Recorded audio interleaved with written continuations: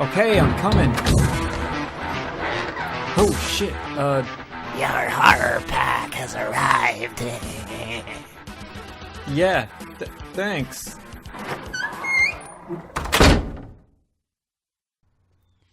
Hello everyone, welcome to the Unofficial Horrorpack. We've been gone a little bit, but we're now back to bring you podcasting goodness. My name is Jerry from Kill the Cast, and I am joined by Carly from Netflix and Chill, and a new podcast called the Body Bags Podcast. How you doing, Carly? I'm doing all right. How are you doing? I'm doing pretty good. No complaints yet. We'll see how these movies treat us. Yeah. So yeah, we totally missed February, and we just both had a lot of personal stuff going on in our life and couldn't do it. I especially had just way too much stuff going on. So we figured, well, shit, the March pack's out. Let's just do a double episode. So that's what we're doing. We're going to do 2 feature reviews in this one episode. So I'm excited. Carly, tell us about your new podcast. Well, it is the Body Bags Podcast. I'm sure people probably know who this is because everyone in the community kind of knows each other. But if you don't, I do it with a guy named Austin Schroyer from the Woodsboro Bros podcast.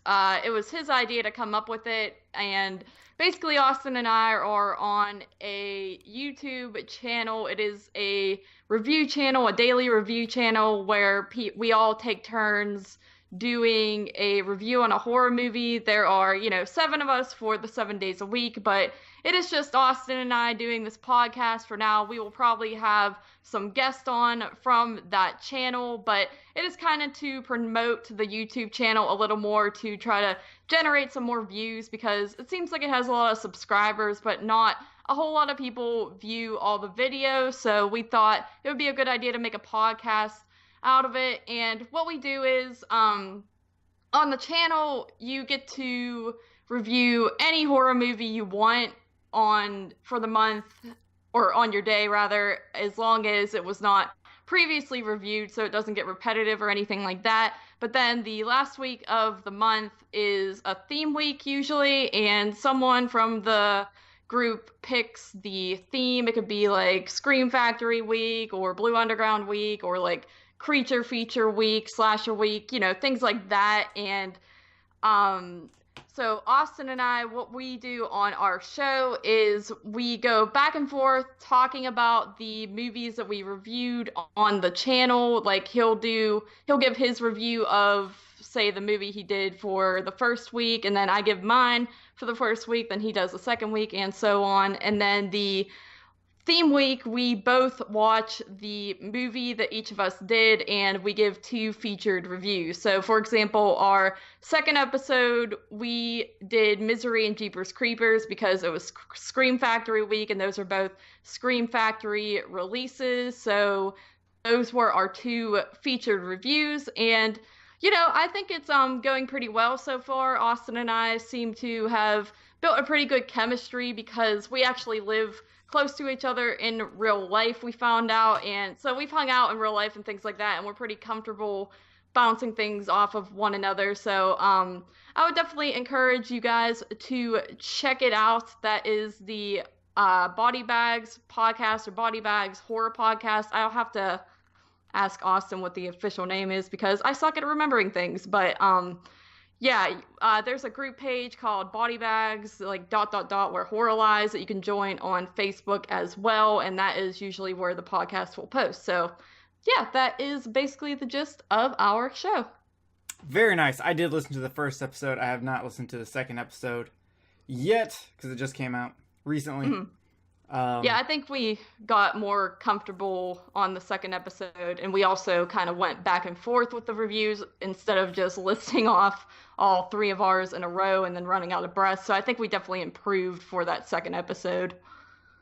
Yeah, definitely, because that's one thing I know I had said to you was, like, instead of going all at once, throw it back and forth, it just flows a lot better and cleaner and gives you a little bit, and you're right, gives you a little bit of time to breathe. Yeah, because sometimes I feel like I'm just gonna like freeze up and shut down for a second. So it is definitely nicer when you go back and forth, and I feel more entertaining for the audience.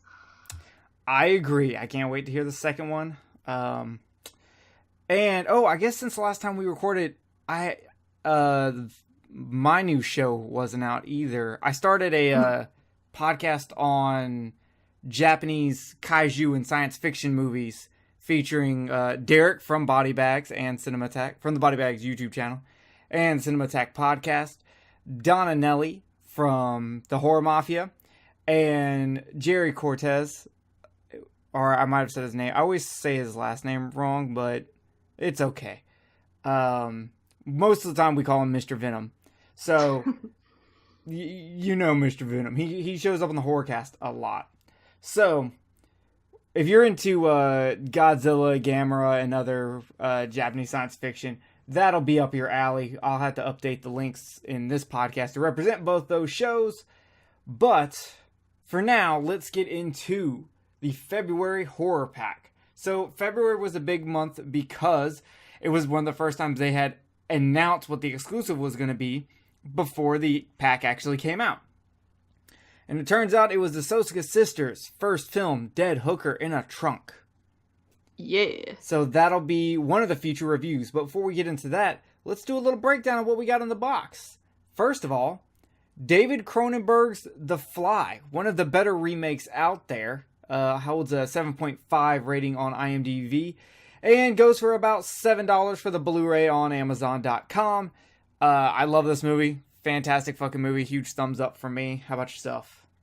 Yes, I've only seen the movie one time before, but I was pretty blown away by it, and I've said this multiple times, but it's one of the only horror movies to actually make me gag and feel sick just by the special effects in some of the parts. It's just so grotesque, and it's a movie I had a blast with, and I have not revisited since, and I did not watch the Blu-ray we got yet, but I'm excited to give it a rewatch.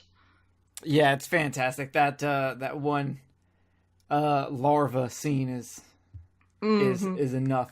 The next one is Chernobyl Diaries, which goes for about $7 on Amazon and gets a 5 rating from IMDb. I've seen this movie, but I don't remember much about it. I think I remember for found footage, it was decent. Yeah, and JP keeps making fun of me because I said it was from the early 2000s on my YouTube channel. So I just wanna clear that up. It's actually from like 2012, I believe. So I don't know why I thought that movie was so much older. I think it's because it has like Jesse McCartney in it, and he feels like such old news. But yeah, that movie, it's one that I thought was okay and fun, but just kind of forgettable, I guess. Like, I do want to recheck it out because I feel like it does have rewatchability, but it's not like overly great, but also not bad either. Yeah.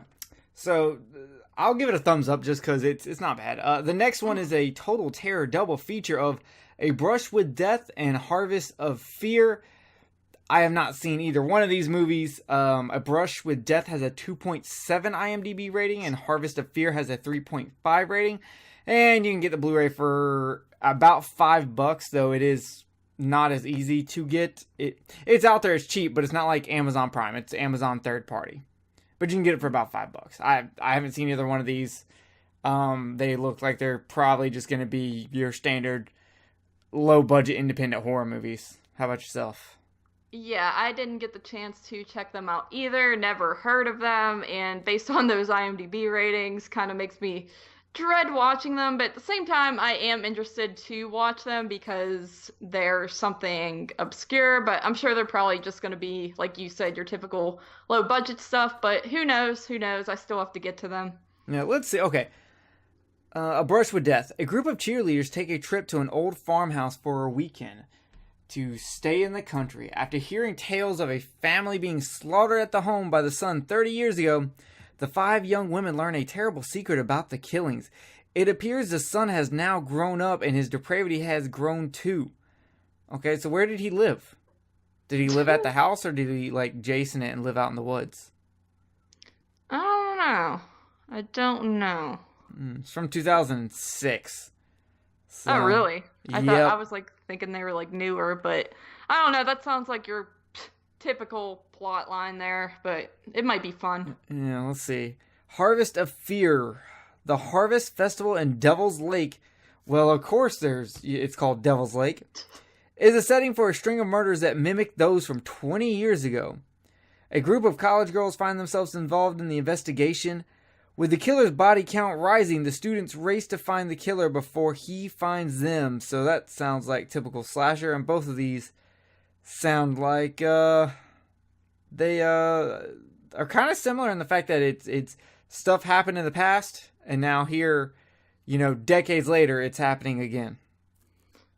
Yeah, I mean, they sound like your typical rip-offs of movies such as like Friday the 13th or something like that, like old slashers, but I don't know, for them being, if they're slashers, I might enjoy them because if it's a bad slasher, I tend to enjoy that more than any other subgenre because slasher is one of my favorite subgenres, so I'll give a pass for the bad ones more than I would with like, I don't know, like a werewolf film or something because I don't really care for those. So who knows? They might be surprisingly fun. They might be awful. We will have to see. That's true. And the last one is Dead Hooker in a Trunk. Now, it has a 4.9 rating on IMDb. And there is no Blu-ray of this for me to pull price from, but the DVD goes for about $11. So all in all, you're looking at about around like $30 for this one. Honestly, like, you can get The Fly everywhere, but it's a great movie that if you don't have, you need it in the collection. And Dead Hooker in a Trunk being a Sosa Sister film, so it's got a little bit more notoriety. I think those are the two movies that really make up for the other two. So I'm pretty okay with this box, especially after watching Dead Hooker in a Trunk, and I think I need a second viewing of that. But Yeah. I think a second viewing is just going to make me go, no, I didn't need a second viewing of it. It's that crazy.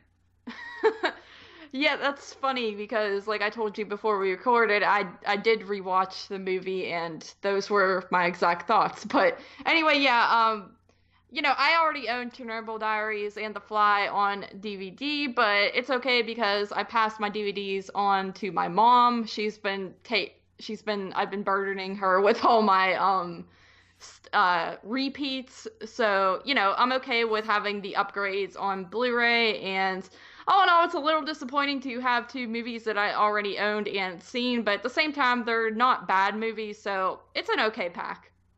Yeah, I had The Fly on Blu-ray already, but Kenneth was quick to call dibs on getting my extra copy. Oh, good. So that works out. So let's look at the March box, because we'll do that, then we'll get into the reviews. Mm-hmm. So the March box, we had Bram Stoker's Dracula. This is the Francis Ford Coppola version, which I have done a review on for Kill the Cast. It has a 7.5 rating on IMDb, and you can get it on Blu-ray for $9. I couldn't find our exact cover here, but still, you can get it on Blu-ray for $9. Great movie visually. The story is I don't know. I've always felt like the story was a little lacking, but visually this movie's fantastic. Mm-hmm. I'm very not familiar with any of the like Dracula adaptations or anything like that. I have not watched this one yet, so we'll see. I don't know if it will be something that's really up my alley, but I'll just have to give it a watch. I watch everything in my collection, so I'll just have to see. I don't really know how I'll feel about this movie. Yeah. Visually you'll enjoy it. It's just the story is kind of like what the hell. There's amazing acting, and then there's like really really bad acting. And the biggest thing that just pisses me off is my favorite character from like Dracula. Like if you go back to the Bela Lugosi Dracula, is Renfield, and they kind of I don't like what they did with him. So.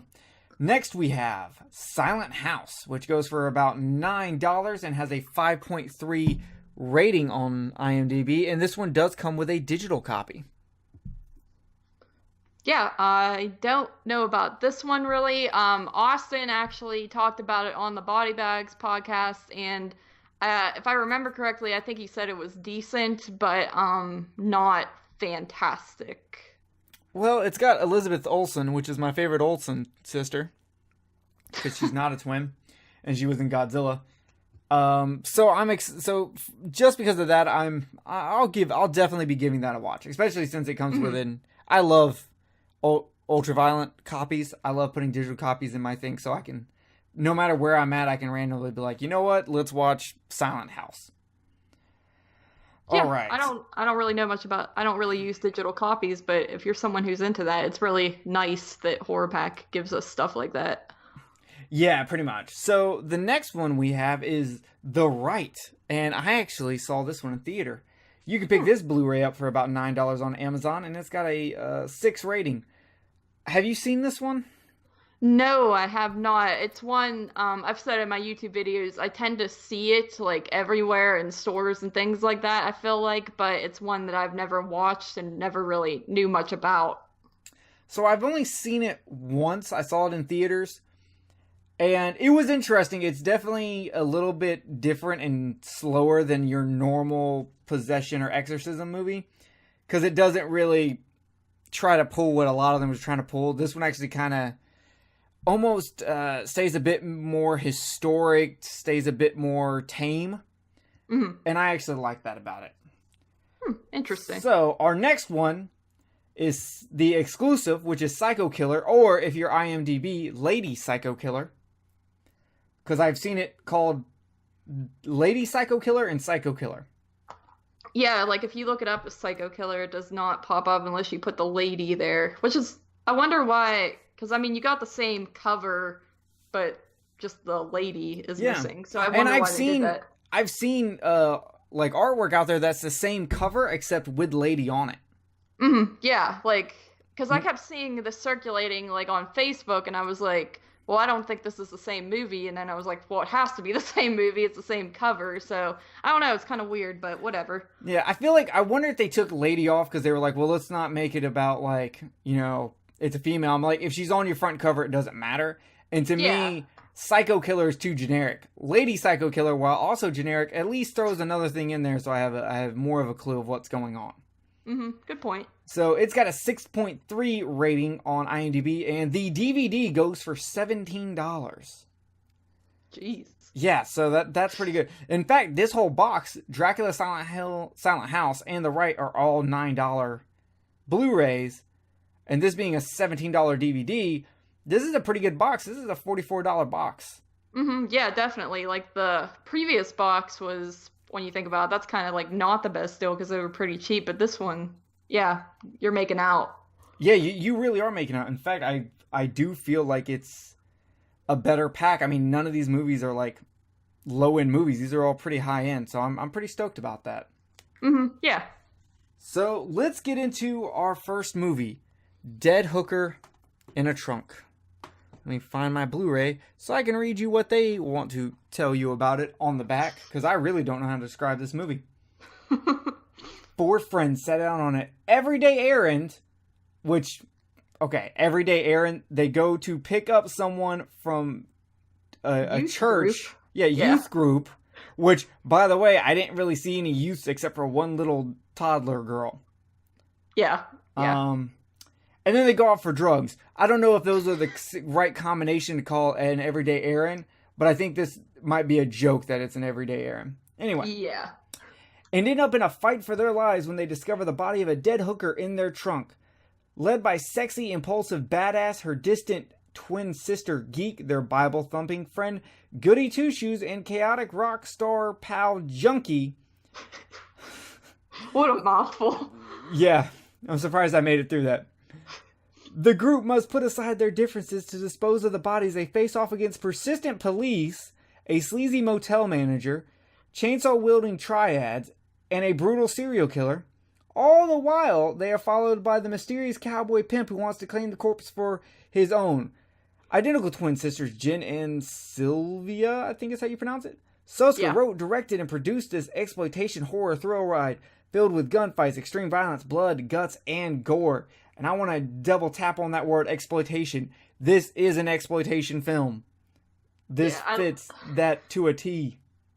I just love that synopsis. You said, like, this movie's pretty hard to explain. Let me read this. And the synopsis is literally just giving you every detail of the movie because they also must have found it hard to explain. Yeah, but they also exaggerated a little bit because they're like constantly bothered by police.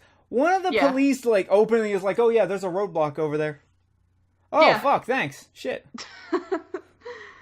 Basically. Appreciate that. And then like other than that, the cops are not persistent. They let you go like the 2 times you deal with them in this movie.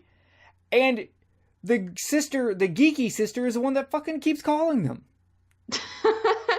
That is true. The cowboy pimp only chases after them once. Mm-hmm. The sleazy motel manager, they went to that guy. He didn't bring him and his fucking goat out there to find you.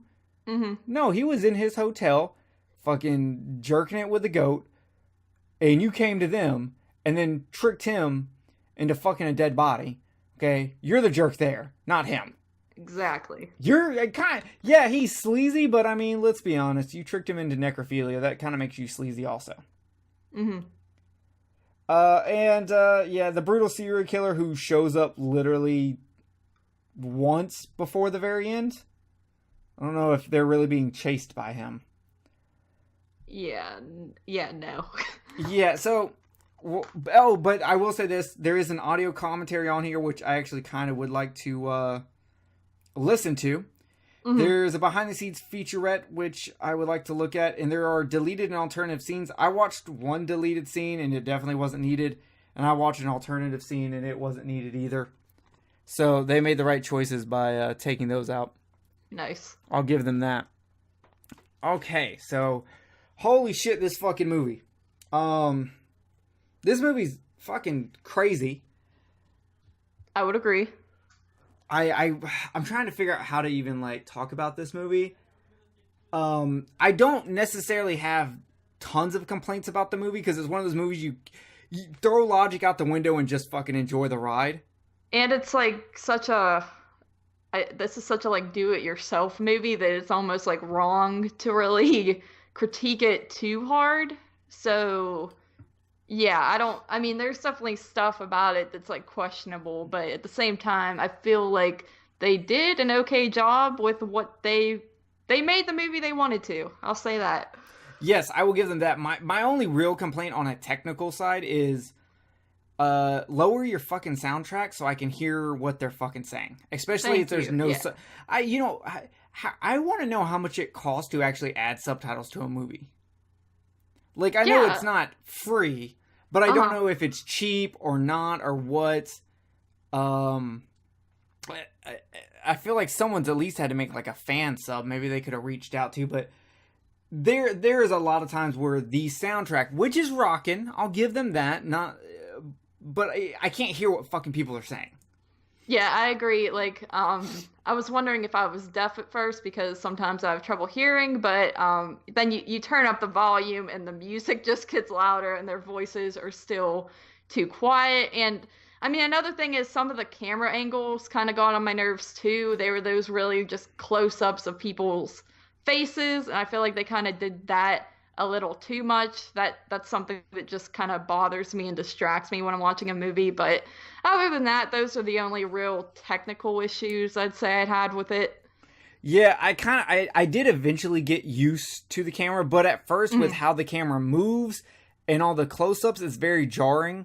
Yeah. And I guess like on that budget, that's probably the best way to shoot.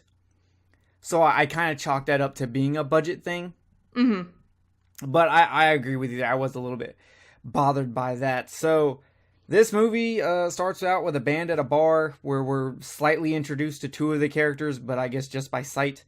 And then we get a random flashback where there's twins as little girls in their house, and a dude shows up, which I'm guessing is their dad, and him and the mom kind of fight, and the dude accidentally shoots the mom.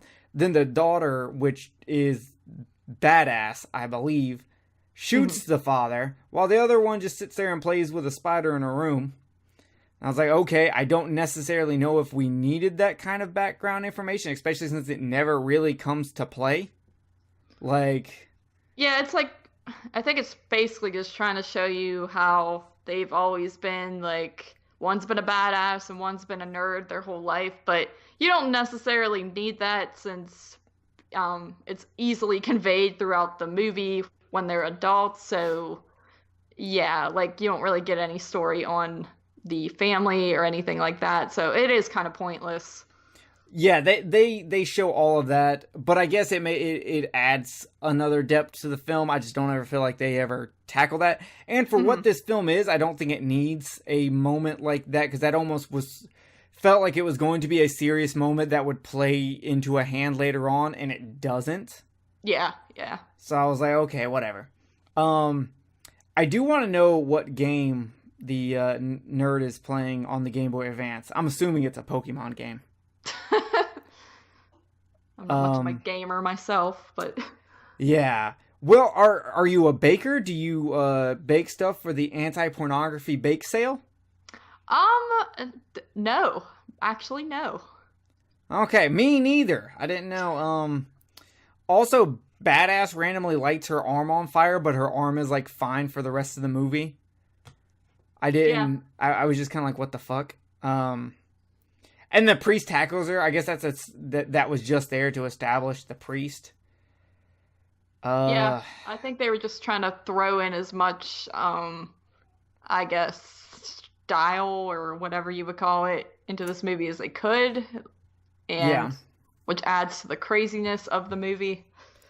Yeah, so I will say this: I actually really like the dialogue in this movie. Mm-hmm.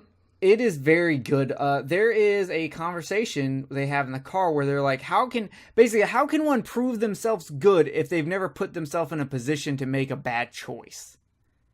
Like, I thought that was kind of interesting. It was Junkie ridiculing Goody Two-Shoes. And it got me thinking that, if you've never taken the opportunity to do something bad or put yourself in a position where you could do something bad, how do you know you're really good?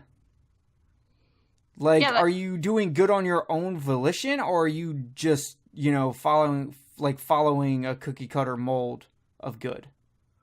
Yeah, that is a pretty good point. And there were lines of dialogue that I enjoyed as well. There was one that where the one chick, the junkie chick, also is like, why does everyone ask if you're fine when something bad happens? And I thought that was really relatable, because it's so annoying when you get injured or like someone dies in your family and someone's just like, are you okay? Because it's just such a stupid question when you think about it. And I really like that line as well. I agree. I thought that line was very fucking good. Did I miss this, or did they ever explain how the hooker got in the trunk? Like, I don't remember any part when they finally get the story, like all the pieces put together at the end, how the hooker actually ended up in the trunk. Yeah, I'm pretty sure they don't explain it. You find out who did it and all that, but why they would, it really doesn't make a whole lot of sense, because it's like, how and why would this end up in just this chick's trunk? I don't recall them explaining it. Yeah, and then when they do reveal who the killer is at the end, I didn't even know who he was at first. Like, legit, I was like, who the fuck is this guy? Mm-hmm. Like, everyone's acting like they know him. And even when Goody Two-Shoes sees him, Goody Two-Shoes doesn't say... You would think he would say some shit. It's his fucking priest. Yeah. Doesn't say anything. Yeah, guys, it's the fucking priest. He's apparently a serial killer. And he has... You know what? I'm gonna give it to him. Okay. Apparently he was born Jewish, and during his circumcision, the rabbi sneezed. Oh, he sneezed, right? Did he cough or sneeze? I think he sneezed, which I thought that flashback was just hilarious because of how just bad it was. Yes. And it's weird. The flashback starts off with like chicks denying him.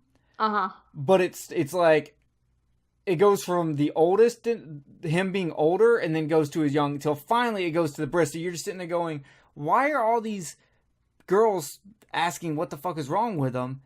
Mm-hmm.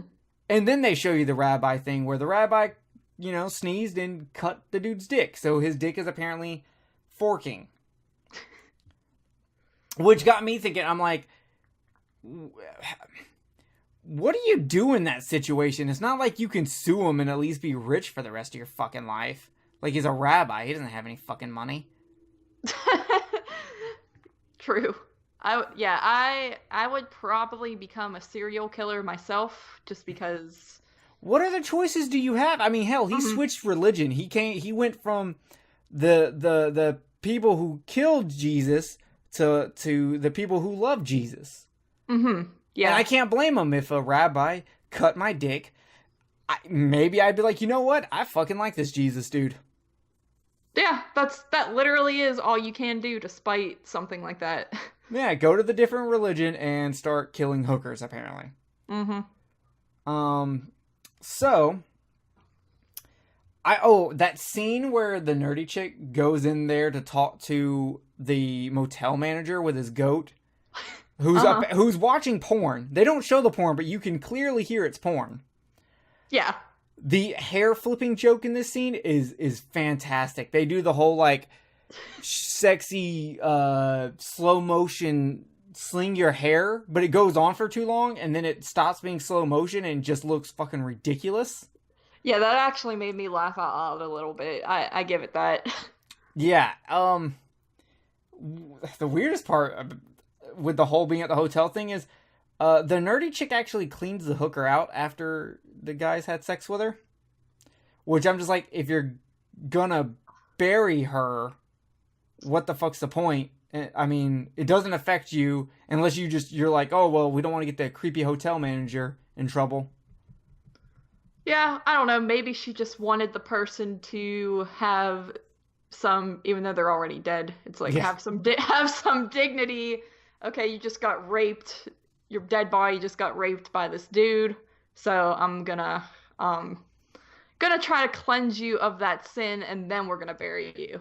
Yeah, maybe. That's all I can think of. It's just very weird. I don't know. I just was like, what the fuck? At first, I was like, oh yeah, you get him to sleep with the dead hooker, leave the dead hooker at the hotel. You never gave any names. You never gave any of the shit. They either have to believe crazy dude who may possibly fuck goats.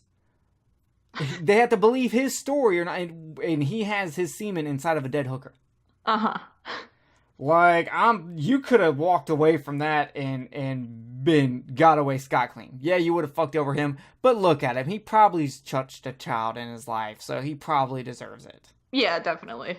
But anyway, let's get the main dilemma we have in the beginning of this movie is, if you find a dead body in your trunk and you're not 100% sure if you were involved because of drugs and alcohol, do you call the police or do you try to hide the body? I mean, this almost reminds me of the whole, like, I know what you did last summer situation where, you hit the person and you're drunk and you're like, well, if we call the police, there's a good chance we could go to jail. I don't know. I feel like if you find a hooker in your trunk, it's kind of a rough situation, even if you aren't a drug addict or,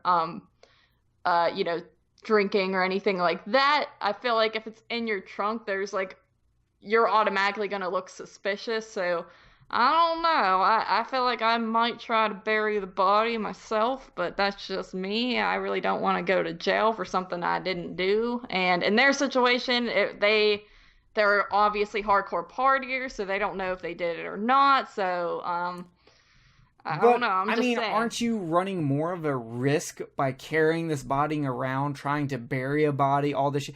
Isn't that more of a risk of getting caught? Because if you get caught trying to bury the body, oh yeah, you're definitely guilty. They're gonna close that fucking case so fast it's not even funny. As to where, if you called him, you could be like, oh, I don't know what happened. I'm like that teenager in fucking Texas or whatever that had affluenza, who he wasn't guilty for being drunk driving and killing 4 fucking people because his parents were rich. I'm going to claim that shit, and they're going to be like, Jerry, you're not rich. I'm going to be like, whoa. I identify as rich, and I don't appreciate you just assuming my poverty level. Yeah. Okay? Yeah. And I'm going to try to, like, just buzzword the shit out of that until I get out of it. So, I'm not clever and smooth with people. I get nervous easily. So, and honestly, these guys in this movie, they go on just like this. They go on quite the trip when I feel like it could be easier to bury a body quickly if you don't run into all these crazy problems. So, I don't know though. I just hope this type of thing never happens to me because it is a rough situation. Well, hopefully it wouldn't continue to get worse as it does with these people. So let's continue into what goes wrong next. The nerd calls the police and the police show up. So Badass sexually seduces them and leaves them in a bed, handcuffed to a bed in a uncomfortable homosexual-like position. Yeah. And just fucking leaves them. And the cops don't go after her or anything. They're just like, we're not fucking telling anyone. So she doesn't kill the cops or anything like that. She, as her sister says, she manages to escape in the typical Tweety Bird kind of way. The Sylvester Tweety Bird kind of way. I thought that was actually really fucking funny. Yeah, yeah. So Nerd slaps the Badass, and then Badass, like, one punch just knocks her out cold. Mm-hmm. So now, of course, they got to go get the drugs. They've got a dead body in there, and you would think you would not want to drive around, but Junkie needs her drugs. Yeah, when you have a junkie in the car, I mean, that is top priority. Yes, so they go to get the drugs, and apparently Junkie has something with the dealer they used to date or they used to fuck or something. So they end up banging and then falling asleep, which, like, your friends are sitting out in a parking lot waiting for you. With a dead hooker in the trunk. With a dead hooker in the trunk, and you're over here fucking and doing drugs, but then randomly crazy people show up, which I guess is a rival gang or something like that. And there's crazy Japanese music playing. And there's a chainsaw, and they like chainsaw the short hair chick's arm, like I guess like partly off. And then Badass shows up, busts in there, shoots two of the fucking guys, shoots the third guy in the bathroom, then shoots the fucking dealer, because she's like, I know you're fucking her. Bam! Because I guess she's fucking Junkie. I don't know if they're best friends or in a relationship, because earlier in there, Junkie was sleeping in the bathtub, while Badass was sleeping with a dude in the bed. Mm-hmm. So I don't know what their relationship exactly is. I felt like there was some relationship vibes going there, but they were like maybe in an open relationship or something. Yeah, I'm not really sure. Thought they were just like best friends maybe, but I'm not fully sure on that. Yeah. So they grab her, and Nerd is of course calling the cops again. Which the whole scene of her calling the cops, and then Goody Two Shoes is in the car praying. That scene is actually kind of unsettling. It's a really fucking cool scene. I like that scene. Mm-hmm.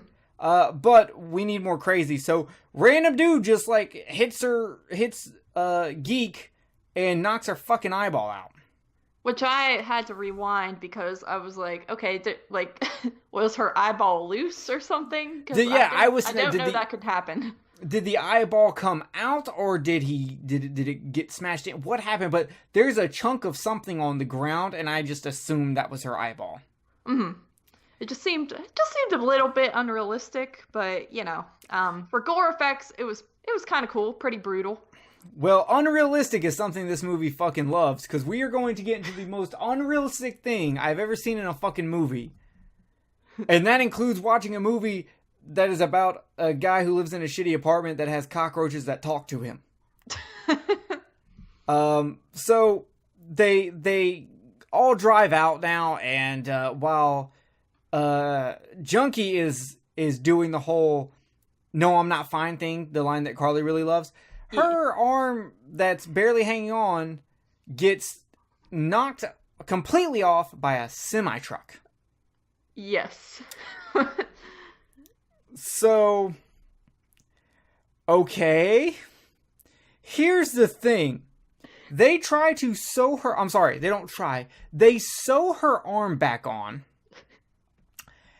And her arm works. It doesn't just hang there. She uses that arm to fucking light heroin under a spoon. Okay, yeah, later. I was wondering if I imagined that or missed something because I remember seeing that part where she's lighting the heroin. I'm like, wait a minute, I don't think that's how that works. I don't think your fingers and hand and anything is going to. Yeah, you be didn't operative. reattach muscles and veins. You sewed skin together. Yeah, That's it. yeah, I did. And this movie's pretty crazy, but that's kind of like a complaint just because of how unrealistic it is. I would have rathered her. I mean, I thought it was kind of cool that they sew the arm back in place just to have it like kind of dangle there, but to have her actually using it was just kind of annoying to me. Yeah. So, and they're at these woods where they're hiding out now. That's why they sew her arm back on, and they're gonna bury the hooker. Even though they bury the hooker, and there's like a park bench right next to him. And I'm like, don't bury a body near a park bench. That means people frequent there all the time. Yeah. And randomly, the hooker sits up and Badass hits her with a shovel. So if she wasn't dead before, she's definitely fucking dead now. Mm-hmm. Which honestly reminds me of a Scary Movie and how it parodies I Know What You Did Last Summer, where they accidentally keep throwing bottles at the dude's head as he's trying to run away or walk away because he is not dead, actually. So Yeah. I thought that to be pretty funny. Yeah, but at this point, a day or two maybe has gone by. So what, she's just been like asleep for in a coma for 2 days? Has it been a day or two? I would assume it has, because they had to stay a night at the hotel. Oh yeah, I didn't. Yeah, I guess so. I didn't think about that. I was thinking this movie. Yeah, that makes no sense then. Yeah. So then they're all smoking weed around the campfire, and I honestly really enjoy this scene. They're all laughing and having a good time. Mm-hmm. And yeah, it was. Sorry, it was definitely my favorite part of the whole movie, probably just because I also thought it was very beautiful. Like there's a couple beautiful moments in this with like the sunset and like the night sky and things like that, and I thought this was really beautiful, and I liked the music that was playing during it. And I looked it up, and I think like one of their friends or something did like all the music for this movie, because you can't really find the music online or on iTunes or anything like that. But I just really enjoyed it, and it reminded me of like me and my friends all sitting around like a bonfire and just hanging out after killing a hooker. Yeah. Mm-hmm. Normal Typical shit, night. Mm-hmm. Now, when you're chilling there, does a purple shirt cowboy hat guy show up on horseback with a fucking whip? Not usually. Our nights usually end pretty successfully, and no, that has never happened. Because that fucking happens here, and I'm just sitting here like, how did he find them, and how did he know that they had the hooker body? Yeah. Like, that man, he's not even the one that did it. So I'm just trying to figure, like, did the serial killer priest go to him and be like, hey, they've got the fucking body? Mm-hmm. Then they had Like, the horse. They had the yeah. horse sniff them out. What's the fucking connection here? I just don't, anyway. So, because even he rolls up and he's like, I reckon you got my hooker, and I'm like, or I reckon you've got my whore, and I'm like, who just shows up on horseback with a whip and says that? Is that a normal thing in Canada? Because that doesn't happen here. Yeah, dude. Where's your car at? We do not ride horses these days, for one thing. Yeah, so anyway, Badass kills him also, of course. But one of my favorite scenes, Goody just goes fucking off on him. It's like, you son of a whore who fucks his mother and a bunch of other shit and skull fucking. And then he's like, at the end, he's just like, and Jesus doesn't love you. It's pretty intense. And Nerd got hit in the face again because Goody was getting too into it. But, she's alright. She can take punches to the face. Mm-hmm. So, also, all those gunshots that she shot at the horseback, there's a house in the back. Like, you can literally see a house right back there. And I'm like, they didn't hear that? Yeah, they're really not in the middle of nowhere as you would think they would be if they're going to hide a body. So... Yeah, Badass must have, like, the greatest luck in the world, because she don't give a fuck about nothing. She doesn't worry about getting caught or anything. Mm-hmm. It's ridiculous. Yeah. So Goody gets in a cab and confesses his love for Nerd, and I guess that's a scene that happens. It's kind of heartwarming, but it's like we already know. That scene kind of. Well, for one thing, I didn't really like it because you have this close up of the dude's face and his teeth were like bright yellow, and I could not stop focusing on that. And then the cab driver was supposed to be like Jesus in the form of a cab driver or something. Yeah, they don't mention it, but in the credits, apparently that guy is playing God. Yeah, I didn't get that on the second view. I caught on to that just because of something like the way I think he like winks or something. Then he's like, and by the way, Jesus loves everybody. And I'm like, oh, all right. Yeah, so I was just kind of like, okay, just another piece of like fucking another slice from the crazy pie for everyone. So Junkie gets dropped off at the hospital. Geek and Goody go to the dead hooker's house because they have the ID and the money. They find an adorable pug. Yes. Which Goody didn't want to touch because it had clothing on it, and he made the Nerd take off the clothing off the puppy. Mm-hmm. I guess he didn't want to. I'm like, later on he's going to make a joke about accidentally touching the hooker's butt, but he doesn't want to touch her clothing. So I'm like, what the fuck, Aaron? So then they see a newspaper article that happens to be there that shows that there's a serial killer on the loose. So now they're like, oh, it had to be a serial killer. And then the Nerd puts a fucking GPS in the badass's phone. Are you fucking kidding me? Yeah. I was just like, what does Nerd do? I need to know what she does, because apparently she's capable of doing that in like, when was this movie? 2011?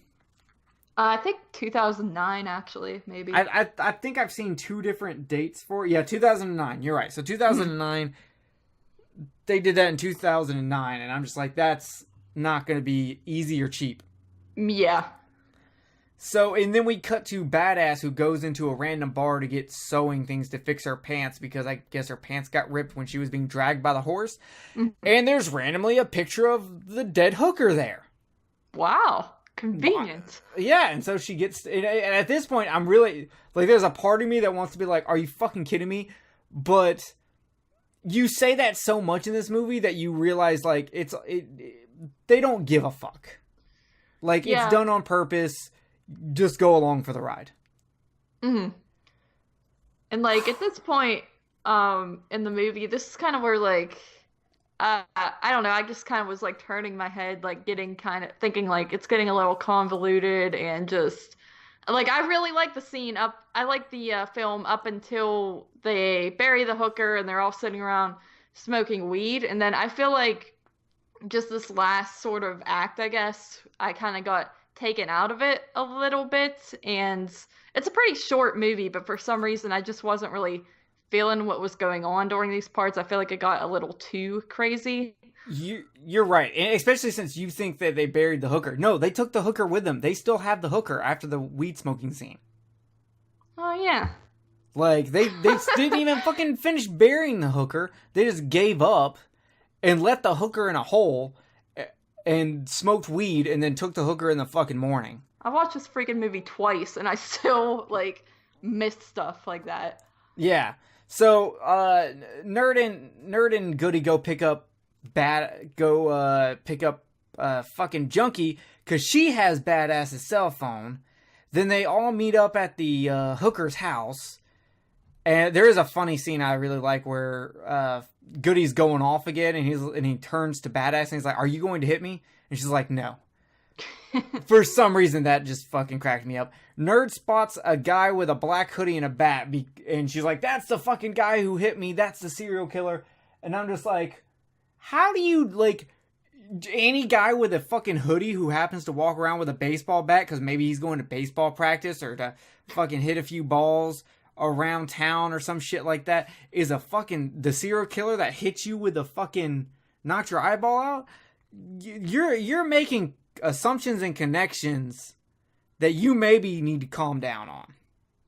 Yeah, because it like zones in on that guy, and I'm just like, for a second I was like, okay, why is this guy relevant? He looks like any other white dude on the streets. It wasn't until she goes up to him that I'm like, oh, that must be the dude who attacked her. And I find that is an issue with these types of movies where all the characters just seem so plain and all kind of look the same that it's kind of hard to follow.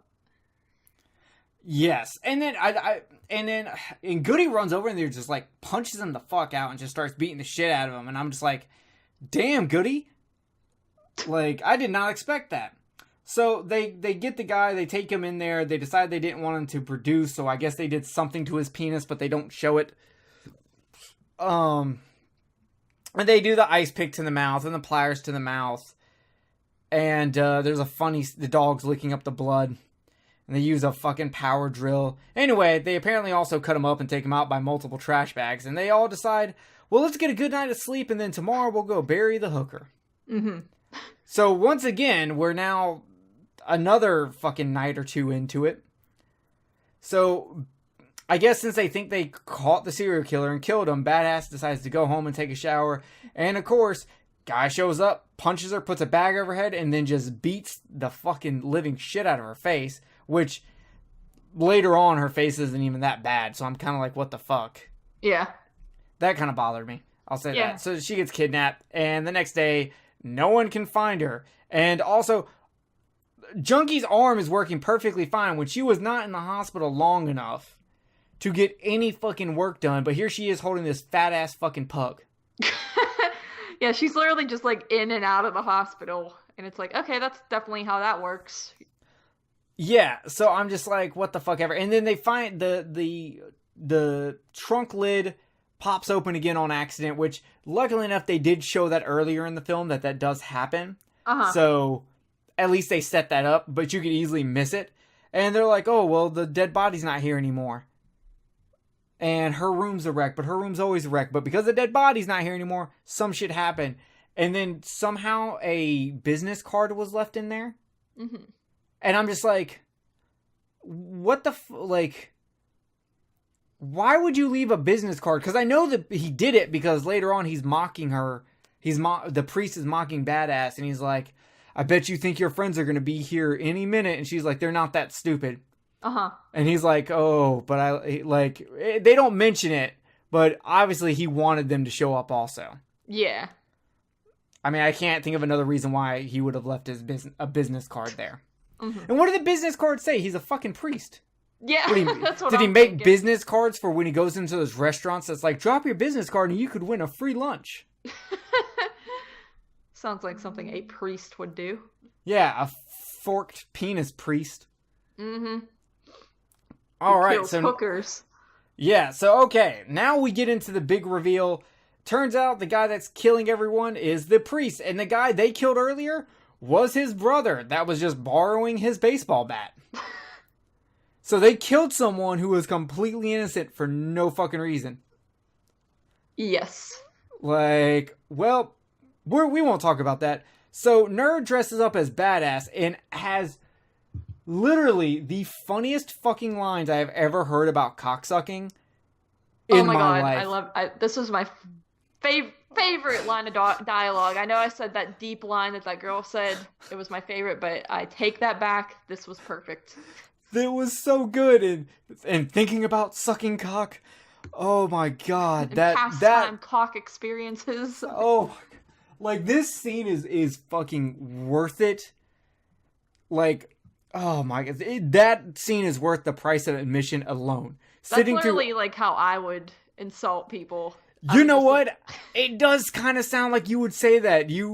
I could see you making fun of like someone and like stumbling through awkwardly about them sucking cock. Like it wouldn't just be like the typical like, oh, go suck a dick. It would just, I would like forget how to insult the person and then go into this huge proper like monologue about it. Oh my god, it's so fucking good. So yeah, then we find out about the rabbi's split dick and all that shit, and you eventually, if you can put it together, it's the priest. At first, I actually thought it was the blonde dude who was at the church also. Mm-hmm. For some reason, I thought when they kept showing, because they were really dark every time you see the priest at the end of the movie. Yeah. And I was like, oh, well, shit, I bet he's fucking the blonde dude. I think I saw some blonde. Mm-hmm. I was so fucking wrong. So then we get the crew shows up and they're surrounded by bad guys, and there's like, Nerd runs away.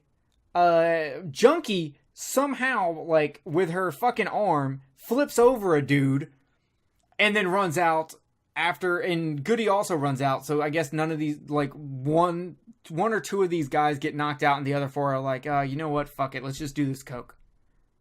Yeah, I guess so. It was a pretty simple getaway. Yeah, it was very weird. They go into a room, they see the dead bodies, they see the former dead hooker laying there also, which is how you know he took it again. Mm-hmm. Nerd goes up to the roof, and we get a bunch of dialogue about the penis, but I can barely hear it because of the music. Something about he's gonna skull fuck her where the eye came out or something. Yeah, you're in the ballpark.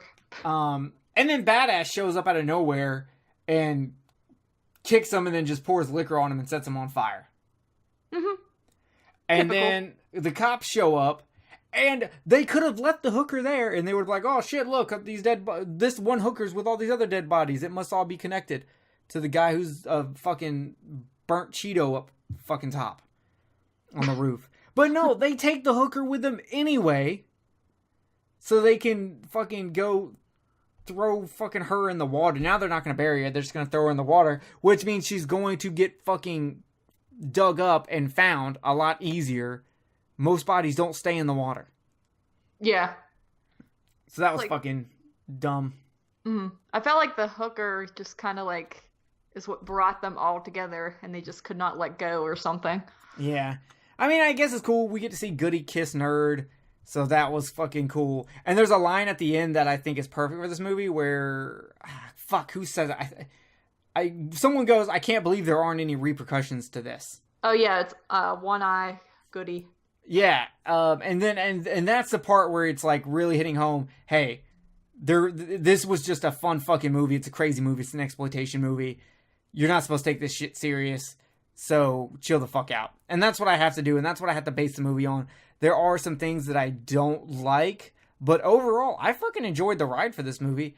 I just wish the soundtrack was not so fucking loud. Yeah, I mean, I enjoyed it as well. Some stuff I found to be confusing. I'm glad I gave it the second watch. And, okay, one more thing. The nerdy girl did not go to the hospital for her missing eye, did she? No, she doesn't. She doesn't pick up her eyeball and take it with her or anything. No one steps on it. Like that's one thing. Like I was like thinking the whole time. Like, so that's it. Like no repercussions, and the rest of your life you're just gonna wear like black tape over your eye socket. And you know what? No one's gonna ask questions. Because yesterday at work, I literally got hit directly in the eyeball by a black strap that was on a pallet. Pallets that hold all like the TVs together. I fucking cut that off, and when I was trashing everything, and I was pushing all the fucking plastic because we recycle and shit because we care. Like, we're pushing the shit in the back. One of the black straps swung up and hit me right in the eye. How it got past my glasses, I don't fucking know. But it hit me right in the fucking eye, and I literally like had to go. I was just like. I fucking just went and sat down for like fucking 30 minutes because it hurt so fucking bad. And then the rest of the day my eye hurt and I had a headache. And even today, my eye still hurts a little bit. I can see and everything. It's not like I can't see. Mm-hmm. But there's no way this nerdy girl who plays Pokemon on a Game Boy Advance and is interested in a fucking youth group leader took it to the fucking eye like that, and it never bitches or complains. Yeah, you just describing your incident made my eyeballs hurt, and like, just anything with eyeballs really bothers me, and that just was bothering me the whole time. I think I'd rather have my arm ripped off than one of my eyeballs knocked out by a bat, but that's just me. Eggs fucking exactly. So, all in all, this movie is a lot of fun, but you need to turn your brain off and just enjoy it. It doesn't really matter if it makes sense to you. It doesn't really matter if you can keep up with it. Just enjoy crazy event after crazy event, and that's it. Keep in mind, this was their first movie. It was a fucking low budget, independent, and it's pretty dope with what they did and what they were able to accomplish. So I'll give it to them. It's a way better than Plank Face. Oh yeah, yeah. Definitely. It was an at least upgrade. fucking entertaining. So all in all, I give it a thumbs up. The what the fuck am I talking about? The February horror pack was definitely saved by the fact that it had Bram Stoker's Dracula in there and Dead Hooker in her trunk. I can see myself watching this movie again, maybe putting it on when I have people over, be like, y'all want to watch some crazy shit? I'll put this on. Yeah, I agree. It was definitely a fun ride. Not one that I'll rewatch anytime soon, because obviously I just watched it twice in a row in a small period of time. But overall, I give it a thumbs up for being as good as it is for the budget it was made on. I think all the actors really tried in this movie, and the only problems are really the technical issues and some flaws in the storyline. So I give it a thumbs up. I gave it a rating of like a 6.5 out of 10. So yeah, not a bad film for what it is. Yeah, and I'm not much into ratings, but that sounds like a solid rating, 6.5. I definitely would rate it higher than what IMDb does, but we all know IMDb rates horror movies very fucking low, so you kind of have to adjust, because they gave it a 4.9, and I definitely think it's better than below average. Yeah, me too. So, all right, well, it looks like we are about to get into our March movie, Lady Psycho Killer. So, from 2015, we have Psycho Killer, or Lady Psycho Killer, depending on where the fuck you're looking at. And once again, it has a 6.3 rating, so it has a higher rating than Dead Hooker in a Trunk, which is interesting. And the DVD of it goes for like $17. That's a very expensive DVD. So this Blu-ray is pretty good. That's a pretty good price. Okay, so this movie, let's see how they want to tell you, because I think I can give a basic explanation of this. I also want to say this whole neon color of the fucking movie, the front case, does not fit this movie. Yeah, like whenever I opened up the pack and got it, I kind of liked the cover because I just like the color scheme and I thought it looked cool, but when I watched the actual movie, it definitely does not go along with it at all, and that kind of gets on my nerves. Yeah, so a doe-eyed, knife-wielding killer. Carly, is this you? No, the girl in here was blonde, so... Yeah, but you're doe-eyed, and I assume you've held a knife. Yeah, if you want to leave it at that. Yeah, that's true. Fair enough. Okay, don't hang out with Carly in real life. She might kill me. Got it. A doe-eyed, knife-wielding killer is on the loose in a small town, slicing and dicing men of questionable intent. As her brutality leaves a town littered with corpses, her unquenchable bloodlust is lost on her young lover. Love is blind as he pursues her regardless of the obvious warning signs of psychosis. Will he meet his end at the end of her blade? First of all, he barely sees any of this psychosis. Yeah. Like, at all. Considering they hang out like 3 times in the movie. And one time, there would have been a 4th, but he couldn't find his keys. Yeah. Once again, I want to know how they write these backings. I want to know if the people who made the movie wrote it, or whoever did Wow Now, which I really want to know if they're related to like the Now movie or the Now music CDs, because that logo looks kind of familiar. Yeah, actually, I didn't even realize that, but that's like the same font and angle that those CDs are, so that is interesting. So I want to know if they wrote this, because I kind of question if they wrote it. So, anyway, this movie follows Emma, who is basically an introvert. She doesn't have any friends, and she's going into college. But this is one of those movies where they start at the end and then tell you how it got here.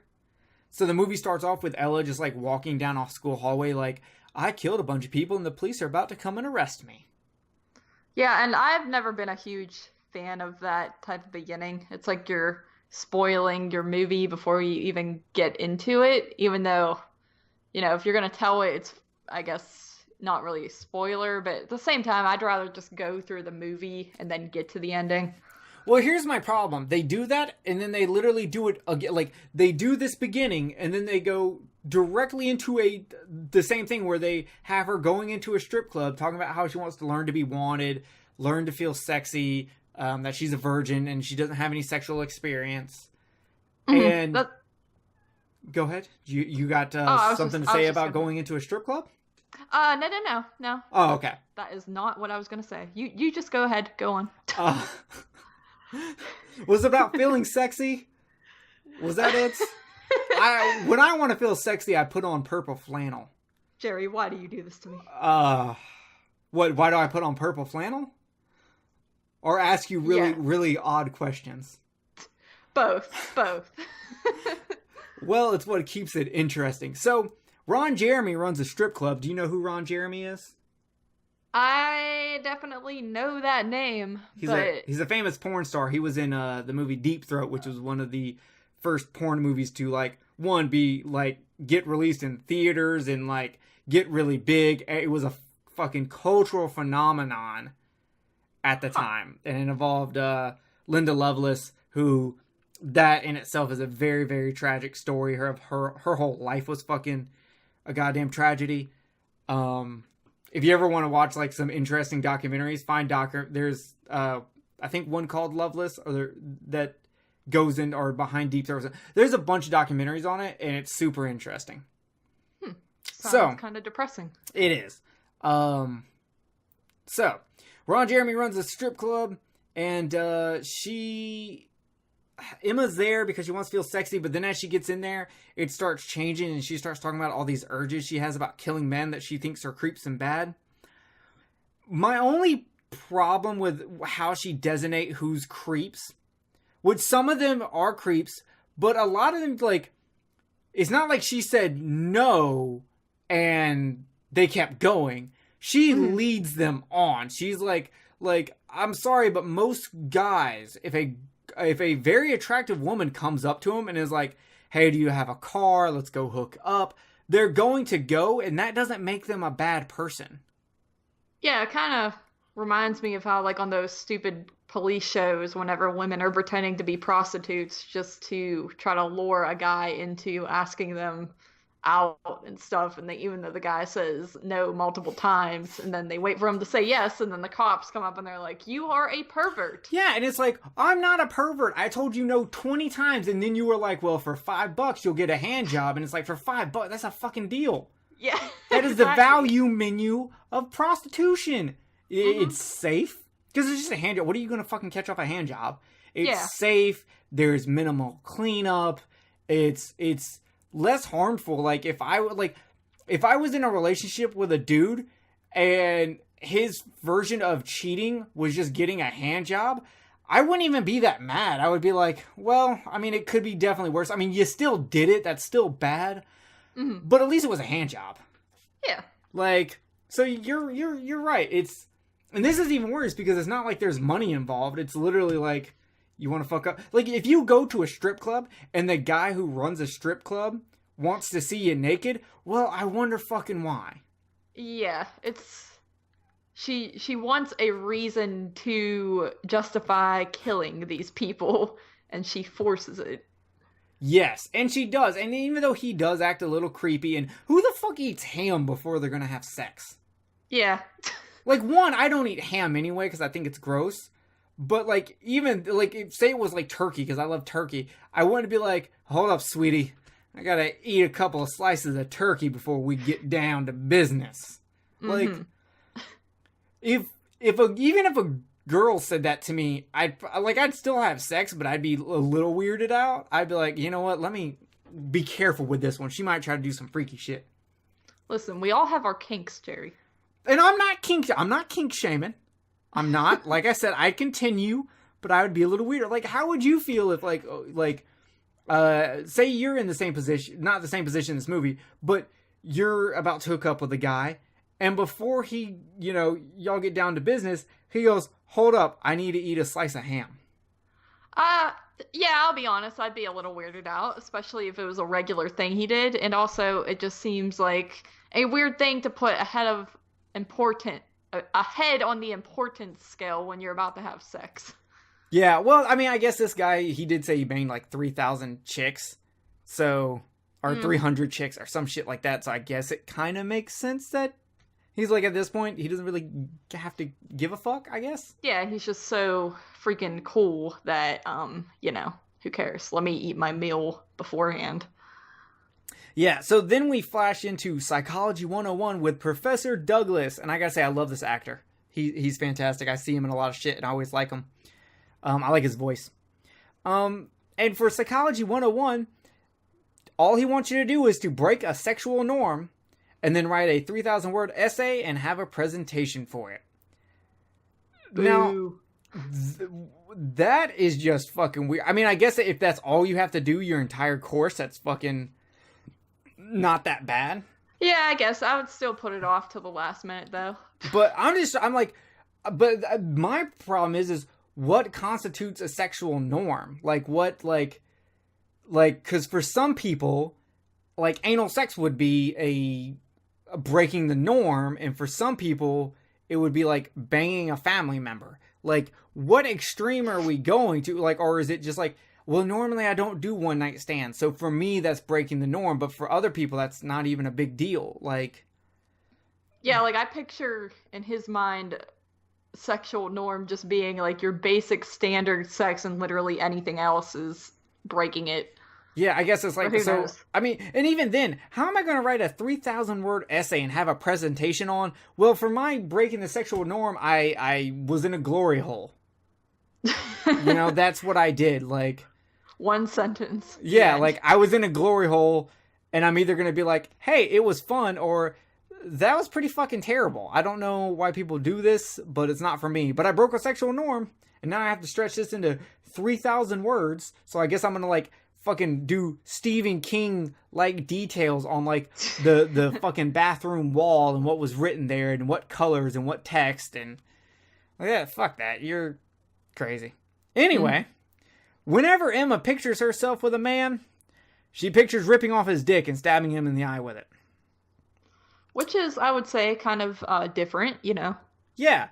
So, I mean, it's whatever. She ends up killing fucking Ron Jeremy with one of the worst throat slits ever, by the way.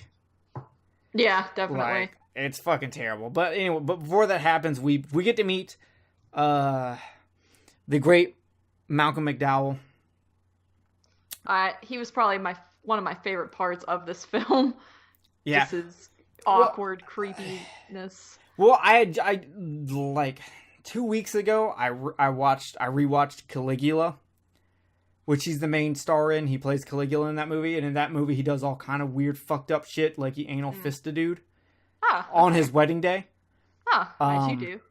Yeah, as one does. If you ever want to waste like almost 3 hours of your time watching just the weirdest historical fucking half porn, half real movie ever in your life, Caligula is a fucking experience. Is that a word or what? I don't Caligula even know. Caligula was an actual person in real historical life. He was who was his dad? Nero? Was Nero his dad? Or anyway, it deals with fucking the Romans, the Greeks, not the Greeks, but the Romans. He was one of the emperors. Huh. And he was fucked up. He did all kind of weird fucked up shit. And the movie's about him doing weird and fucked up shit. Learn so anyway, something new every day. So I just kept thinking about like young Malcolm McDowell being creepy in that movie, and now here he is being old, being creepy as shit. Mm-hmm. So anyway, Emma starts telling us she blames her mom, kind of. Her mom made it to where that's her only friend, and that dating her would be like dating your little sister, which that's never good. You don't want to date your little sister. No. So she starts about the rivers of blood, and she's fucking crazy, guys. There is something mentally wrong with her. But this is America, so we don't care about her mental health state. So she starts looking at books like Anatomy of a Serial killer and shit like that. And after she cuts Sal's throat, which is Ron Jeremy's character, that the effect looks like shit, she almost does a complete 180 on how she looks for the rest of the movie. Which I thought was really interesting. Yeah, definitely. You know, and her attitude changes. She goes, you know, she's like, Mom, I'm in college now. I can stay out at night. Oh, fuck. Here we go. So, Daniel is the guy she is interested in. Well, Daniel's interested in her because Daniel, while he's basically a dumb jock, is really into smart chicks. His typical movie setup there. Yeah, but you know what? I always feel like the jocks in the movies are not into smart chicks, but they just happen to go after the one smart chick in the movie. But in this movie, they say, hey, he's been into smart chicks for a while. That's his MO. Okay, yeah, fair enough. You're right. So Daniel's buddy Chuck he's an asshole. Jesus Christ, this dude an asshole. I wanted to just beat the shit out of Chuck constantly. Holy Typical shit. douchebag, yeah. Oh my god, he is what gives dudes a bad name. But he does end up helping his buddy out and ends up like giving Emma Daniel's number. But then he fucks it up, but he goes, oh yeah, you better put out.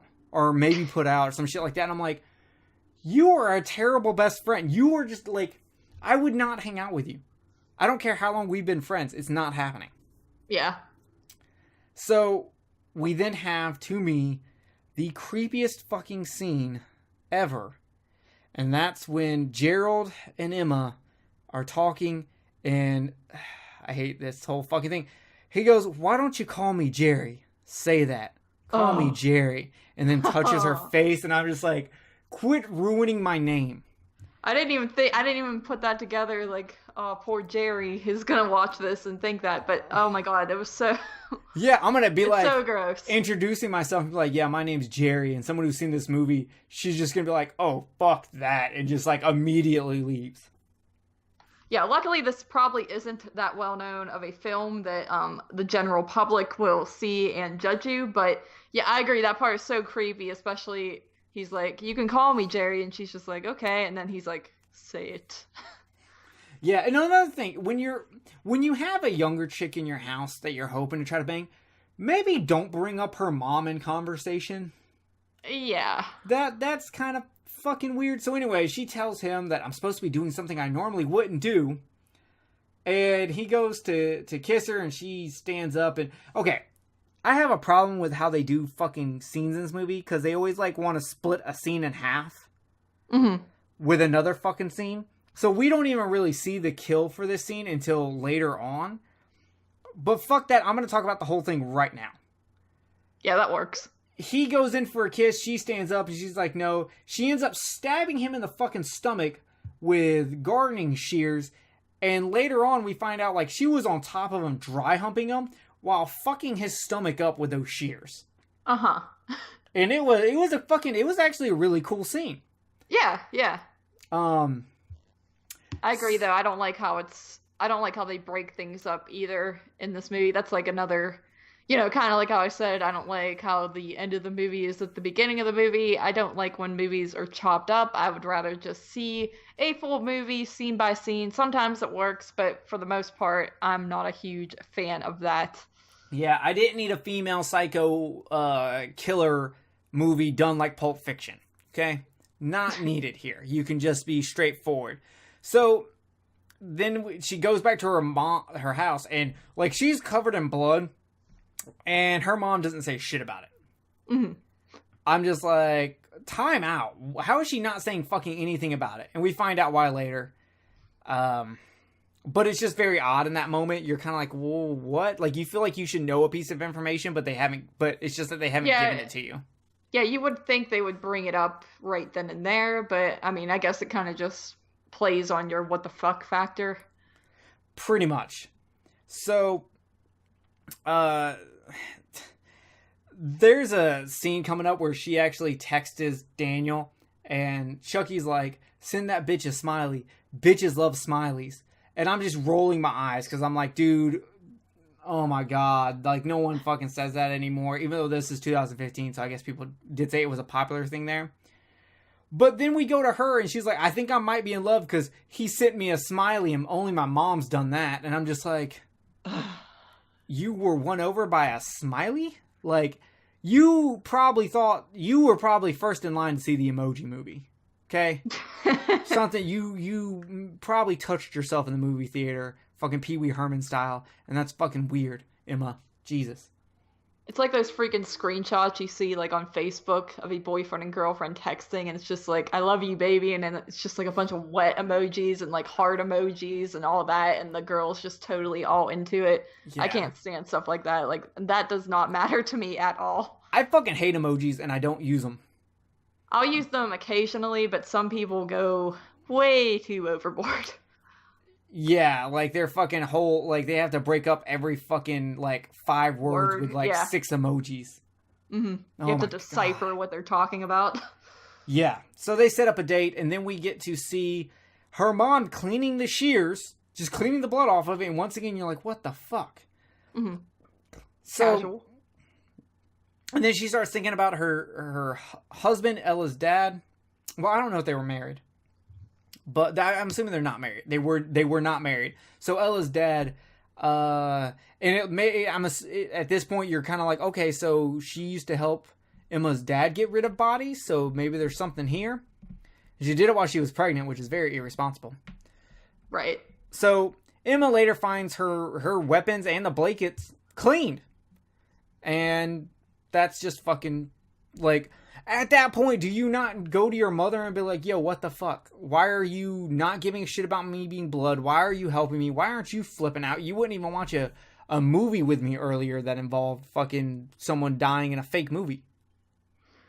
Yeah, like I feel like if I was out killing people though, and my mom was just cleaning my sheets for me and being a good mom, I probably would just be like, okay, it looks like I'm getting away with this. Just like if I don't know, got like all F's on my report card or something and my mom didn't say anything, I would be like, okay, I'm just not going to say anything either, and we'll just see how this plays out. Yeah, so, fuck. So Daniel can't find his keys, and so Emma is at the club and nothing's happening. And once again, the soundtrack is so loud that when Emma goes and talks to this dude, I have no idea what the fuck they're talking about. Mm-hmm. Yeah, I couldn't pick up on it either. Yeah, and once again, no subtitles. No. Like, god damn it, I want subtitles. So she gets the dude to go out into his car, which is convenient, parked behind the club where I guess people park sometimes, because I guess maybe the parking lot was full or something. Mm-hmm. She stabs him, then she goes and starts making out with his friend, who notices all the blood on her, but she kisses him, so he's like, fuck that, I'm about to get laid. And he doesn't care, so he gets stabbed in the fucking bathroom, and so she stayed out all night, and she comes home covered in blood again. Her mom's like, what's going on? And she lies to her mom, telling her this bullshit story. Because okay, Carly. Yes. Now, according to her story, there is a fight that breaks out as soon as her and Daniel show up to the party, and Daniel gets stabbed, and there's blood everywhere, but he's okay. And so the whole thing sounds like as soon as they showed up to a party, he gets stabbed. Uh-huh. And she goes, I wanted to come home right away. But she stayed out all night anyway. Like, what parent is like, oh, okay, that makes sense? No, like, that story sucks. Especially, like, I mean, this chick had, like, blood on her face and everything, and I'm just, like, that doesn't really explain all the blood. Yes, there would not be. He got stabbed. Okay, maybe you got some blood splatters, but I don't feel it would be where it is. Yeah, so I that story was just kind of bullshit. So then we find out more about her dad. He was a serial killer, and the mom helped hide the bodies. And then he tried to kill the mom because he was like, well, I don't want the baby's going to have the same serial killer tendencies as me and have the same urges, so I don't want that, so I'm going to hit this bitch with a shovel. But he didn't double tap, so she still is alive. The baby's still alive, and he apparently is still out there somewhere. Which I like that part where she's like, he tried to kill me, and then she's like, but I survived, and then the daughter's all like, well, that head injury does explain a lot about my mom. And her mom just kind of has this like blank stare, so it looks like she might have sustained a head injury once or twice. Yes, I actually think the mom does a really good job in this movie. I actually really, really liked it. Mm-hmm. Yeah, me too. So she makes another date with Daniel. She stabs a dude in the library. She hides newspaper cutouts behind a dog poster. Her mom talks about how she used to knock him dead in her day. And the daughter's like, that makes two of us. And I'm like, oh, God, come the fuck on. Not that, no. But then she goes, I have the urge to go on an actual date to be normal. Well, too bad, because your fucking choice in men, he's bad at dates. Like, yeah. Holy shit, this whole conversation was awkward. And, like, he was like, I fantasize about women like you, and y'all inspire me. And she's like, what, inspire me to jack off? And he's so thrown off. And I'm like, dude, all you had to say was, I like smart women. They inspire me to try to be smarter. Mm-hmm. All you had to say. Yeah. Couldn't do it. Nope. So, well, even with how bad he is, it's going pretty good, because she's like, you know what, why don't we go back to your place? But Chucky shows up, and he wants them all to go to the lake. And once again, fuck Chucky. I hate this dude. Yeah. He's annoying as fuck. He's a shitty best friend. And the way he treats women also is deplorable, because he's just like, here, take this chick. When fucking Emma gets all mad and leaves the car. Oh, yeah, he's just a total douche. And yeah. Once again, I feel like that's your typical high school fake-ass friend, like, relationship, friendship group going on there, and it's quite annoying. Yeah. How does this dude pull two chicks? How is he convincing these two chicks to have a threesome? I don't fucking see it. Mm-hmm. At all. I just don't fucking get it. So, well, we get a scene where Emma walks up to the waterfront as she's getting away, and she starts stabbing a dude, and the chick went to go pee, and she comes back, but it was just a dream, or daydream kind of thing. Daniel catches up with her, she swings the knife at him, and he's like, I would never do anything to hurt you, and she screams, you don't understand, and runs away. And she goes home, and she starts talking about how we get to see that the cops have finally shown up to pull out fucking Gerald, who's dead, and the mom's like, oh, he's dead. And she's like, at that feeling, thought it was remorse, but it's not remorse, it's excitement. And at this point, I'm getting a little tired of the monologues inside of her head. Because at this point, I feel like it's just it's the same shit over and over. I get turned on by killing people. Yeah, even from the start, it was kind of getting on my nerves. Just the sound of her voice was kind of annoying, and it did go on for too long. Like, narrations in movies are fine if it's just very tiny tidbits and then silence, but this whole movie is just filled with this girl talking, just telling you what's going on inside her head, and I agree, it got old by the end, definitely. Yeah. So then we get a montage of her just going out and getting guys and stabbing them. And I've got a problem with this. She is just stabbing people out in the open. She is not trying to hide it at all. And I'm like, how fucking bad are the police that they haven't found her? Yeah. Like, there's no eyewitnesses to any of this. Like, she is stabbing people openly. Mm-hmm. It's the dead hooker in the trunk syndrome, where there's just seems to be no repercussions or suspicions at all going on. Yeah, apparently. So she calls Daniel, and she's like, I want to come over, and he's trying to quickly, like, clean up his house, which, man, I have fucking had to do that before. But it turns out she was already at the fucking door, and this scene's funny, because she's trying to tell Daniel that she's like, I've been going out and doing these things with these guys, but it sounds like she's talking about sex, but it's murder.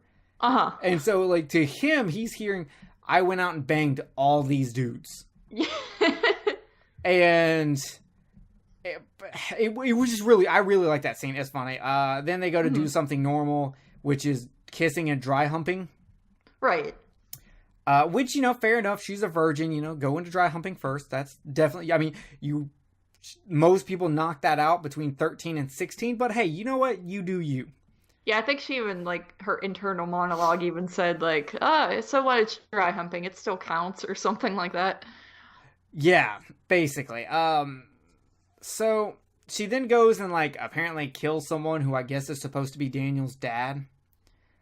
And Mhm. then it goes directly to her telling the report to the classroom, which we don't get to hear, which I think would have been a really fucking fun scene. Uh-huh. Yeah, I agree. That was a big fucking fuck up because I would have loved to seen how she started. I want to hear this presentation. I think it could have added like a really dark and also just I don't know, dark touch to it, I guess. And just like they could have shown how uncomfortable everyone was. Yeah, just like, Like, yeah, like mouse dropping and things like that. yeah, but Professor stands up and he's like, I don't believe this shit. You deserve to fail. He sends everyone out of the classroom except for her. And he's like, he doesn't believe that you've killed 17 people. Here's the thing. The cops show up I'm not sure who called the cops. Uh-huh. It makes it seem like maybe he called the cops, the professor called the cops as he was walking out, but there's literally like not enough time between the time he walked out and the time she walked out for the police to already show up. Yeah, I assume that he was supposed to be the one to call them, but like it doesn't really make sense in that time frame, but that's seemed to be what I think that's what they were trying to convey, that he did it, but I'm not really sure. Yeah, there's like, I just feel like this whole scene should have been done like way better. Like, this was a scene I was waiting for the entire movie. Her giving her report. And I feel cheated. Yeah, yeah. Because that's like mean, the whole, that was like the whole whole idea fucking behind setup. what she said. Yeah. Fucking pissed. Anyway, so she gets called by the police, and the police are like, no, we don't think you did it. Even though in her report, she's giving details, and cops don't give out every fucking detail of a murder. Like, she had to have shit in there that was not fucking in the, like, what was released to the public. Right. And they're just like, oh, we don't think it was you. And so I'm guessing someone else, her dad, killed someone using the same MO, stabbing, which to me, I'm just like, okay, you can't let one stabbing happen, which, first of all, she couldn't even been there for that long in the police station. It doesn't make it seem like she was there for a whole day or a half a day or anything. She was maybe there for a few hours. And in that time, you're like, oh, nope, someone else got stabbed, so that was them. This happens all the fucking time.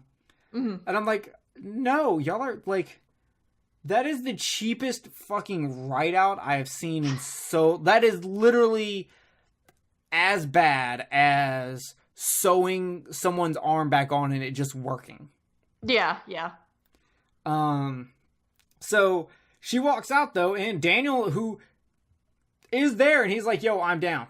I don't know, does he know she's been killing people now? Is he okay with it? Did the mom tell him because the mom's there now? Like, they don't really explain that, and I'm like, you haven't even hit it, and you're like ready to just settle down with a fucking murderer. Like, and you haven't even like really, you've barely been dating. Yeah, it's like people who get engaged after 2 months. It just doesn't work like that. Yes, you're still in the fucking puppy dog phase. Jesus. And it's worse for you, Daniel. You didn't even get laid. Yeah, he doesn't even know if that is the vagina that he wants to commit to for the rest of his life. Exactly. Okay, look. If I have any relationship advice is, waiting till marriage is dumb. Do not wait till marriage to have sex, and do not wait till marriage to move in together. Especially moving in together. Oh, yeah. You don't know a person until you live with them. Anyone can act perfect for fucking 8 hours. If you don't believe me, go fucking find the one person who's fucking wearing a red shirt at Target and smiling. They're faking it. And they're faking it well. It's not that hard to act proper around some. That's why when you're dating, it's all puppy dog love, because you're only seeing the best of them. When you live with them, you have to deal with every part of them. You have to deal with how they are, how they would be by themselves. Every like disgusting thing you do, guess what? They do it also. And now you've got to be okay with seeing another person doing that. And some people can't do that, and that's always been dumb to me, because I'm like, you do it. I don't want my woman to fart. Dude, people fucking fart, man. It happens. It's fucking okay. Get the fuck out of here. Yeah. Like, like, oh man, she was like in fucking sweatpants eating ice cream and just letting it rip. So, like, you've never fucking had pajama pants on going at a tub of ice cream. Fuck out of here. And then the girl in this movie, she's probably going to fart, be in sweatpants, and killing people. So, Yes. like... And she does kind of kiss some of those dudes to get them to come on there. So, I mean, like, I don't know where your line of cheating crosses. And also, she gets off sexually on a lot of these kills. Are you okay with that? Like, there's a lot of questions I would have to really consider before I settle down with her. But yeah, he's in it. He's all for it. Though I guess at this point, he just had a conversation with her that made her look like she's super slutty. So maybe he was like, well, fuck it. She has a sex problem. It's okay. And now he's going to find out that, well, no, it's not actually sex. She's a virgin. She murders people. Which personally, I'd rather find out that, like, my lady was, like, just banging tons of dudes before we got together. Compared to killing people. Yeah, I think, killing is the ultimate turnoff, I would say. That is where I would draw the line and be like, it was nice knowing you, but I'm going to walk the other way now. Yeah, because what she's done in her past is not my business unless it has legal repercussions that can affect me later on in life or put me in danger. Exactly. And I've never understood the whole, like, dude, no, I can't be with her. She's been with, like, fucking 10 people. So, that was before you. Yeah. What does that fucking matter? What she did before you does not fucking affect you in any way. Unless she killed people. Then, okay, we have a fucking problem. Yes. So then they're like, we're gonna go find Daddy. We're gonna go find Dad, guys. And then the last scene is Dad killing a guy. Now, the guy that he kills, that's Chucky, isn't it? I believe so. Which is funny because he's like, I'm still a virgin. How are you a virgin? Yeah. There's no way you didn't, like, bang those 2 chicks. They were fucking if you can get 2 chicks to make out with it in front of you, you're probably getting lucky. Odds are in your favor very well. Especially, we know they're not, they're not personally into chicks like crazy because of a conversation that happened earlier when they were at that diner. So it just doesn't make sense at all. So I'm guessing it was maybe him trying to find sympathy. Like, dude, come on, I'm a virgin. Don't do this to me. Like, have some sympathy. Because, I don't know, maybe I'd be like, you know what? Fuck, you're right. All right. So yeah, that's this movie. It's set up for a sequel. I don't know if I want a sequel. It's a one-time watch for me. Yeah, for me, like, it's definitely, I probably don't want a sequel either. It's definitely a good standalone film, and it has aspects to it that I do very much enjoy. Like, you have the introverted girl who turns out to be a psychopath and has, like, mental issues going on with her mental health that makes her do this stuff and, like, want to kill people. And I've said it before, I've always been pretty interested in that, like, just knowing what's going on inside this seemingly shy, innocent person's brain. And I didn't really like the internal monologue all that much, just because after a while her voice just kind of started to irritate me, and the movie is a little bit repetitive. She's just going and killing people and left and right and things like that, and that's kind of just all that's really going on in this, and then going on dates with the dude. So it's a little bit forgettable for me, but at the same time it had elements to it that I did like. So I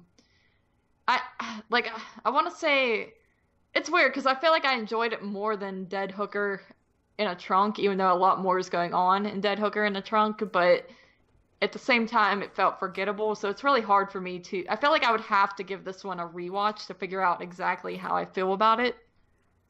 You know what? It's interesting that you say you feel like you enjoyed this one more than Dead Hooker in a Trunk, because while there was a part of me while watching, I was like, this is very interesting. I am interested to see this point of view, because we don't get these kind of points of views in movies as much as we should. A young lady breaking out of her shell, kind of going through a sexual awakening.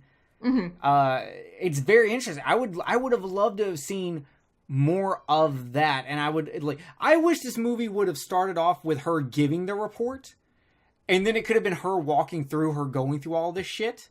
Yeah, that would have been cool. And then at the end, like, everyone just staring at her like, what the fuck? And then the professor yelling at her, kicking everyone out, calling the cops, having the cops taking her. Like, I want, like, because the dialogue, the inner monologues just got repetitive. Mm-hmm. That was the issue there. Like, I feel like there was a lot you could have edited out of this movie. Like, you could have made this movie much, much shorter. And it still got the message across easily. Mm-hmm. But I don't think it's it's not a bad movie. Yeah, definitely not. I would just say, like, obviously it's shot better than Dead Hooker in a Trunk because it's from 2015 compared to 2009. Right. But I will say this. I can see myself rewatching Dead Hooker in a Trunk.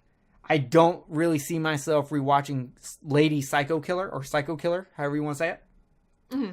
But it's not a movie that I will get rid of. It is a movie I will keep because I may one day come back to it. And it is a movie that I can go, you know what? This has a unique angle that does not get hit on. I don't think they fully met what I would have wanted to come out of it. But you know what? It is unique. Yeah, fair enough. Like, for me, you know, I'm kind of the opposite. I feel like I might not rewatch Dead Hooker in a Trunk all that much just because it is, you know, it just has that more lower budget quality feel to it. And sometimes I have trouble just watching those types of movies. So it's probably not one I would go back to a whole lot. But with this movie, I would actually like to rewatch it. Not anytime soon because I hate rewatching movies right after I just watch them. I'd rather watch something different. But it is one I will keep in the collection and probably give a rewatch to one day to see if I like it any more or any less than I did. Yeah. So, I mean, I think Dead Hooker in a Trunk, to me, was a bit above average because of its being an exploitation film. It was also unique, and it was also a breath of fresh air. It reminds me of it was kind of like a cheap exploitation version of a whacked out fucking Takashi Miike film, mm-hmm. like one of those Japanese splatter films or something. Mm-hmm. Except just toned down and goes a little bit crazy in other places. Psycho Killer definitely walks the line of being realistic for the most part. I don't think she would have been able to kill all those people and got away with it. And I definitely don't think she would have been able to be released by the police. But it was good. I'll say I'll rate it a little bit lower while it is shot better. That's due to time, I believe, and a much bigger budget. I'd probably give it like a 6. Yeah, I think I know I wrote down my rating, but I forget. I think I would put it at like a 7.5-ish. So I give it a point. That would be like a point or so above what I give Dead Hooker in the Trunk. So 6.5. So you gave it 6.5. So if you give this a 7.5, it's a full point. All right, yeah. So, you know, just a little bit higher. I think just because the quality is a little better, and I did like the character, you know, and the story. They could have done a better job. It reminds me, you know, of a movie like Carrie or May. You have that same like shy, introverted girl who has these problems going on internally. So I did like it a lot for that because I am a sucker for those types of movies. But overall, I liked both of the movies that we reviewed here quite a bit. Yeah, I like them both, and I like both horror packs. I think they're both really good. So now we just got to wait and see what April is going to bring us. Heck yeah. So, well, that's it for us, guys. We have reviewed this shit. We give both boxes a thumbs up. We give both the exclusive a thumbs up. We hope you enjoy the box. If you want to join Horrorpack, links are in the description. You can go to horrorpack.com. There is also a Kill the Cast link for Horrorpack if you want to get on it. Check out Carly's new podcast, Body Bags. Also check out Netflix and Chill. They are back in action. Yeah, we're on a streak again, guys. I know we weren't doing too good for a while there, but now that JP no longer does the Married with Children podcast, he, you know, has a little bit more free time to work on our show, and that is cool. We recorded 2 episodes that should be out soon, and we're honestly about to probably record a 3rd one as well coming up here as soon as we're going to do Santa Clarita Diet. So as soon as I finish that, I will record with him. So yeah, definitely check us out because we are trying to get back on a regular schedule with that. For sure. And by the time this comes out, a new KillerCast episode would have already came out, which we each member recommends 3 horror video games that they love. So if you're into horror video games, keep an eye out for that. We recommend 3 each from different. We all 3 came up with completely different games. It's fucking awesome. It was a very interesting episode. It starts out a little rocky, but as we get into a flow of having to review a video game, we definitely hit a stride. So check that out. And coming up soon will also be episode 2 of the Underwater Kaiju from Outer Space podcast, where we take on Godzilla vs. Gigan. So, with that being said, check out all the podcasts, links in the descriptions, YouTubes, all kind of that, all fucking kind of shit, man, all that jazz. And we will see you next time for the Unofficial Horrorpack podcast with the April Horrorpack box. Thank you for joining us. Let us know what you thought about the movies and the packs, and we will see you next time. Later, guys. Later.